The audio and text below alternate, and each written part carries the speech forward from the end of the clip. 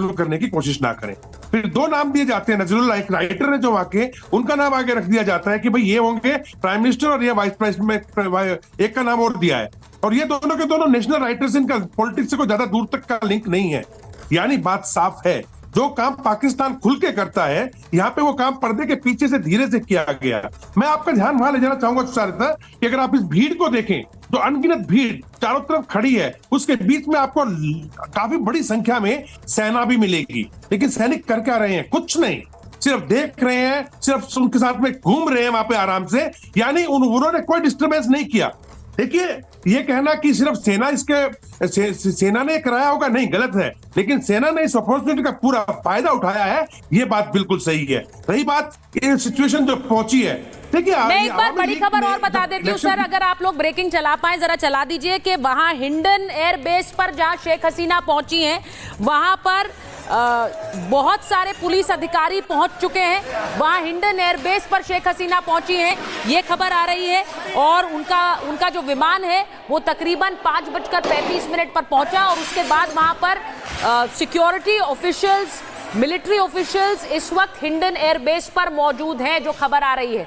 तो ये लगातार आपको ब्रेकिंग भी देते रहेंगे। लेकिन इस बीच एक और सवाल जो हम पूछ रहे हैं, वो सवाल ये कि वहां पर अब बांग्लादेश में लोकतंत्र होगा या फिर एक अलग सरकार बनाने की कोशिश हो रही है, या फिर एक मिलिट्री को? क्योंकि बार बार शेख हसीना की तरफ से कहा जा रहा है, उनके बेटे की तरफ से कहा जा रहा है कि किसी भी सरकार को बनाने की कोशिश बांग्लादेश के रास्ते में एक बहुत बड़ा रोड़ा होगी, क्योंकि वहां पर आप बांग्लादेश की चुनी हुई सरकार को हटाकर दूसरी सरकार नहीं बना सकते हैं। समरपाल तूर सर, आप बताइए जरा, ये कि बांग्लादेश में इस वक्त आपको लग रहा है कि एक अलग सरकार बन पाएगी, जो कि कहा जा रहा है? देखिए, अभी तक इस मेन मुद्दा, ये जो स्थिति आज पैदा हुई है, वो बेसिकली अनएम्प्लॉयमेंट की वजह से पैदा हुई है। और ये अनएम्प्लॉयमेंट को कंट्रोल करने के लिए शेख हसीना की गवर्नमेंट ने एक कोटा सिस्टम इंट्रोड्यूस किया, पर इस कोटा सिस्टम को एक नेपोटिज्म का रूप दे दिया, किसने? जमात इस्लामी मुस्लिम पार्टी ने। ये प्रो पाकिस्तान पार्टी है, इसका वहां पे काफी वेटेज है। और ये जितनी भी मॉब्स हैं, जितना भी एग्रेशन और जितनी भी इन्होंने जेल तोड़े हैं, इन्होंने अभी तक 160 बहुत ही माने हुए क्रिमिनल्स को छुड़ाया है।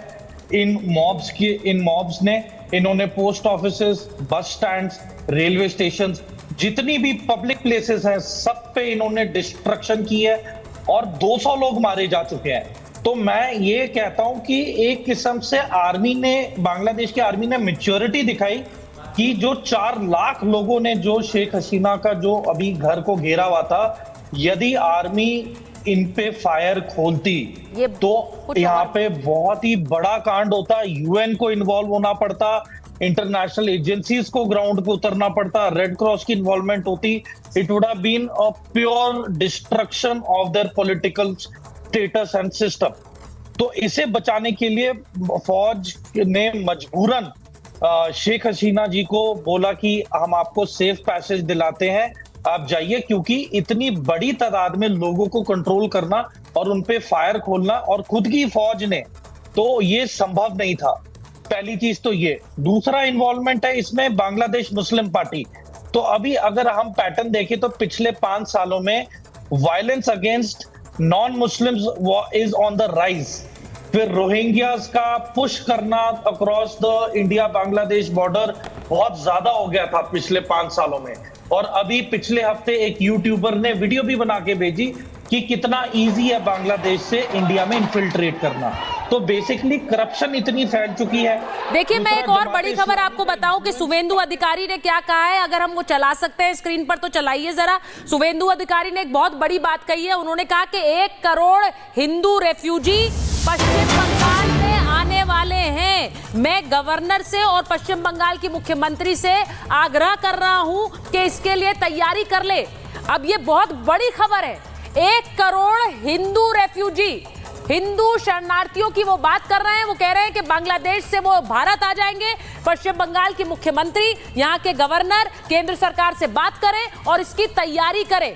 अब आप सोचिए कि इसका सीधा असर हिंदुस्तान भारत पर पड़ेगा। शुभेंदु अधिकारी उस खतरे को लेकर आगाह भी कर रहे हैं और वो कह रहे हैं इसकी तैयारी आपको करनी पड़ेगी, क्योंकि ये भी खबरें कई जगह से आ रही है। कर्नल सिंह हमारे साथ स्टूडियो में आ गए। कर्नल सिंह, ये भी खबरें आ रही हैं कि वहां पर जो बांग्लादेश में कई जगह हिंसा हो रही है और खासकर जो हिंदू पॉकेट्स हैं वहां पर हिंसा हो रही है।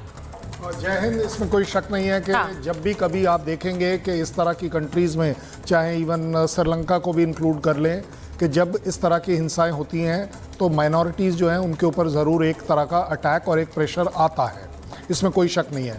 लेकिन मैं, अगर आप इजाज़त दें, मैं थोड़ा सा डाइवर्ट करूँगा। समर ने बड़ी अच्छी बात करी फ़ौज के लिए कि चलिए उन्होंने मैच्योरिटी दिखाई, बट समर, मेरे को लगता है कि हमें ये भी देखना चाहिए कि इस फ़ौज ने इस सिचुएशन को इस हद तक कैसे आने दिया। कहीं इसके पीछे एक मिलिट्री एम तो नहीं है कि यस सिचुएशन को ख़राब, जैसा पाकिस्तान में हमेशा होता है कि सिचुएशन को उस हद तक ख़राब होने दीजिए, बद से बदतर होने दीजिए, सो दैट आपका आना आप एक तरह से लेजिटिमाइज कर पाते हैं, पूरी दुनिया में आप बता पाते हैं कि देखिए जी अभी फ़ौज इसलिए आई है, ये सब कुछ ठीक कर देगी। अगर वो आज मिलिट्री कमांडर चीफ जो है वो 24 से 48 घंटे में ठीक करने की बात कर रहा है, तो ये बात 4 दिन पहले भी हो सकती थी। कल जो 100 आदमी मारे गए वो बच सकते थे। अगर ह्यूमैनिटेरियन एंगल देखना है, मुझे लगता है कहीं ना कहीं इस सारी की सारी सिचुएशन को होने दिया जा रहा है, होने दिया जा रहा था और होने दिया जा रहा है। कोई रीजन नहीं होना चाहिए कि एक प्राइम मिनिस्टर जाने के बाद उसके प्राइम मिनिस्टर आवास पे लूट होनी चाहिए या किसी भी तरह की सिक्योरिटी नहीं होनी चाहिए। यस, आप फायर मत करिए, बट सिक्योरिटी दिखनी चाहिए। बिल्कुल। के कोर कमांडर के सर, एक और बड़ी खबर है वो भी बता दूं, क्योंकि इस वक्त आप सोचिए शेख हसीना भारत कई बार आई हैं, लेकिन पहली बार वो वहां पर उन्हें अल्टीमेटम दिया गया, वो भागकर अपना देश छोड़कर भारत आई हैं। ये बहुत बड़ा, बहुत सिग्निफिकेंट इवेंट है और शेख हसीना का भारत में होना, जो खबर हमारे पास आ रही है वो ये कि हिंडन एयरबेस से वो दिल्ली एयरपोर्ट जाएंगी। शेख हसीना एयरपोर्ट पर बांग्लादेश राजनयिकों से भी मुलाकात करेंगी, यानी कि बांग्लादेश के जो अधिकारी यहाँ पर बांग्लादेश एम्बेसी में तैनात हैं उनसे मुलाकात करेंगी और मुलाकात के बाद आगे की रणनीति वो तय करेंगी। अब आप सोचिए, हर बांग्लादेश जो यहाँ पर एम्बेसी है उसकी सुरक्षा पहले ही बढ़ा दी गई थी, यहाँ जो बांग्लादेश के अधिकारी हैं उनसे भी मुलाकात शेख हसीना करेंगी, आगे की रणनीति पर वो बात करेंगी। तो आप सोचिए कि इस वक्त शेख हसीना के लिए, उनकी सरकार के मंत्रियों के लिए ये तस्वीर इस वक्त ऐसी है, उन्हें खुद नहीं पता है कि वहां होगा क्या, क्योंकि वहां एक अलग सरकार के ऐलान का गठन का ऐलान कर दिया गया है। वो कहा जा रहा है कि ये अगले 2 दिन में वो सरकार बनकर तैयार हो जाएगी।